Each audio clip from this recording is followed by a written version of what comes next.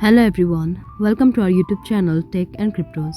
Today in this video we are going to learn about how to post photos in TikTok. So let's get started. At first let's go to the TikTok app. So here it is. Now we need to click on this plus icon in the bottom. So let's click here. Now we can see a photo over here. This is how we add the photos, and we can simply click photo through this icon as well. To upload the photo, we need to go on upload icon in the bottom right corner here. Now we can choose any photos we want. So let's choose this and click on next.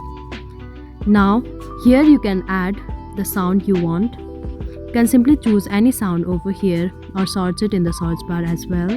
So let's go for this sound and click on next.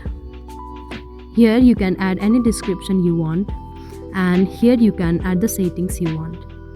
To choose who can view this post, let's click here. Either everyone, friends, or only you. You can choose any. And now finally click on post icon in the bottom right corner. So let's click here. So now your photos are finally uploaded. So this is how we can post photos in TikTok. I hope you liked the video. Please do like and subscribe. Thanks for watching.